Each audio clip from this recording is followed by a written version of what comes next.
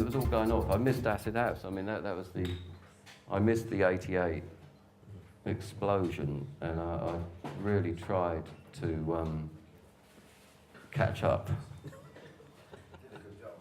You know, I mean, I tried MDMA at the Camden Palace in 1984, but it had come on a bit since then, you know, and changed everyone. I mean, I saw mates of mine who were like hoodlum bricklayers when I'd left, and they were all coming up and kissing me and stuff.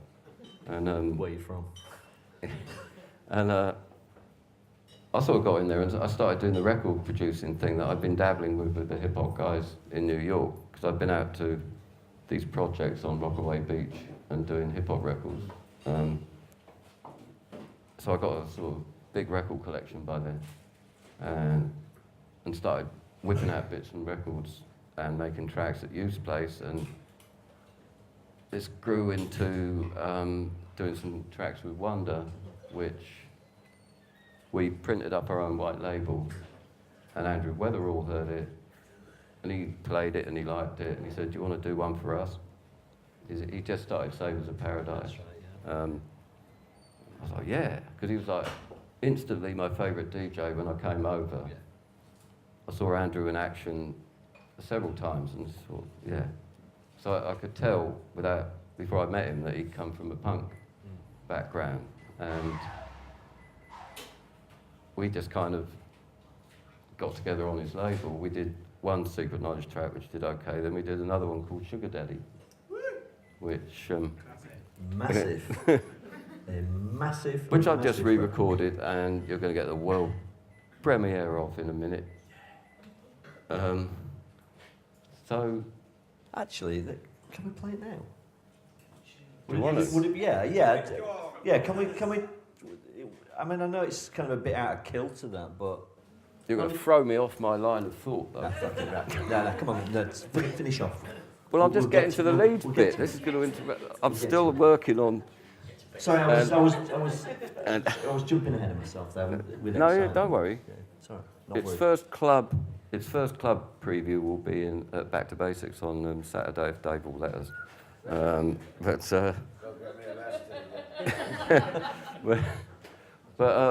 No, I mean that did all right, and we started. The thing caught on. Yeah. You know, the track did all right. You know, it was getting rave reviews, and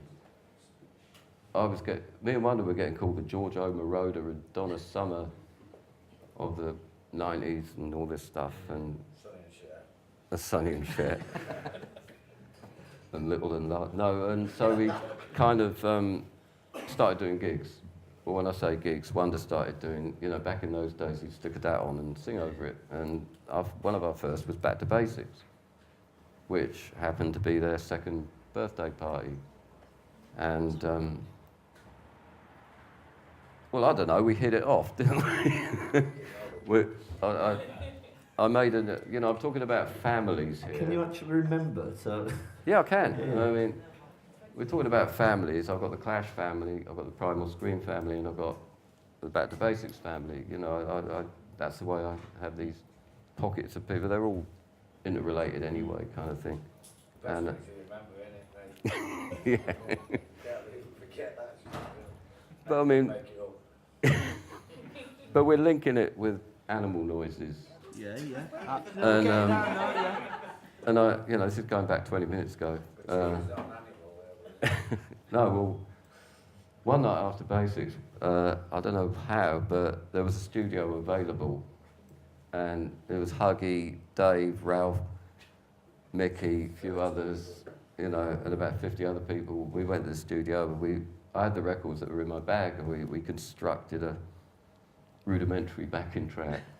And then I had a record called In the Mood by Ray Stevens. I don't know if you know this. Yeah. It's basically a chicken doing the Glenn Miller song. Yeah. This might sound weird to people who don't know that. It's a bit surreal. Does anybody remember that record?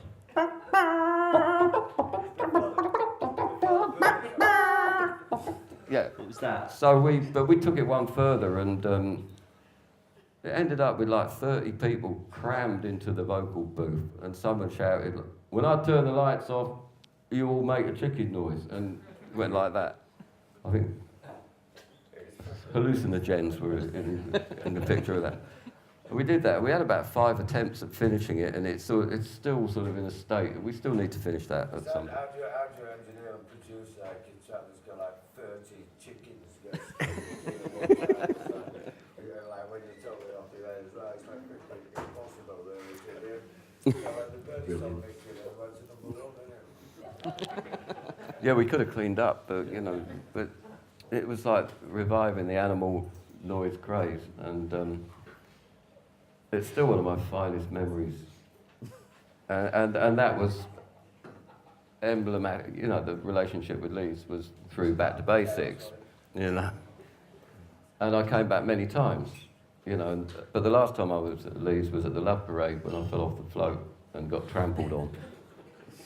And ended up in the hospital for 2 weeks, and Dave came and visited me, and that was the last time I was here. The last time I saw Dave, he was sweeping the stage after the gig. Didn't give us a rider, and Dave burgled the bar and got pulled in. And we had like some luxury tour bus like bands have, and we were on it, and it was like Dave's been pulled in, and in the end we had to drive back to Leeds to do the club, and I was doing the bar. And then Dave turned up around about 8 o'clock. That was mental, yeah. I was like, a couple of lads me, and the Thomas was right outside the road. They tried to hide me on the bus. And then they said that was not on it. They tried to drive out of this university and put the barriers down. And then when the police got me, they locked me up and I said, look, I don't want one phone call. They said, it's different laws here, sorry.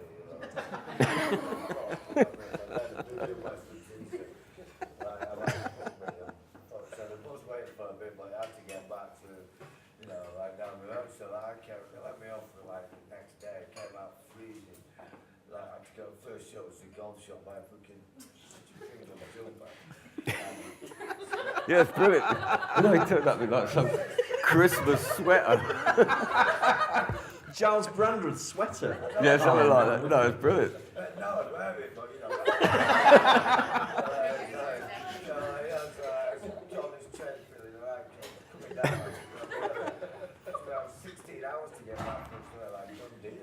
Yeah. Yeah. Yeah, he strolled into the bar, and I was behind the decks, and it's back when Bar Basics was going on, and I've still got the sign. For some reason, You nicked it. No, I didn't. I got it 10 quid in a junk shop in Aylesbury. That was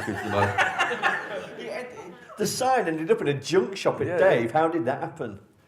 Like everything in my life.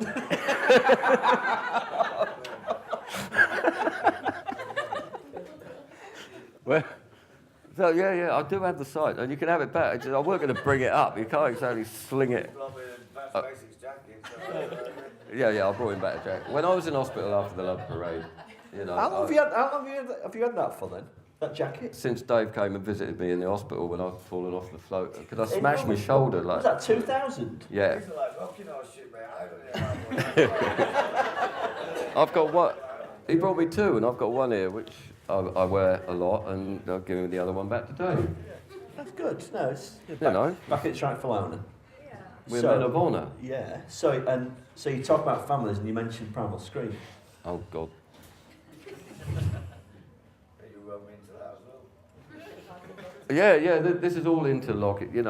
I've got this theory, and it's not even the Keith Richards passing it on theory. It's more like everything is interlinked.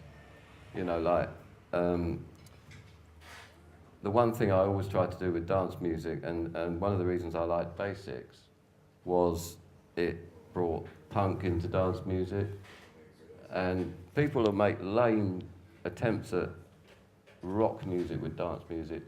But no, it's more a question, you can still have dance music, but it has a kind of punk attitude, the way it's presented and performed. And Primal Scream, obviously, were a case of a band that came along through rock, but got transformed by the acid house revolution that I narrowly missed and tried to catch up with. And thanks to Andrew, it's well documented, the Screamadelica thing. And I mean, I saw these Screamadelica big gigs. This was all going on when I got back, and I thought, oh, this is Primal Scream. I remember these. they were doing like Sonic Flower Groove, jangly stuff, and I've come back and they're doing this huge dub things with Andrew, you know. And I had this funny feeling when I saw them that we might get on, you know. And I can remember how it happened, and now I can bring Keith Richards into it, because I got to know Bob. What? Keith Richards.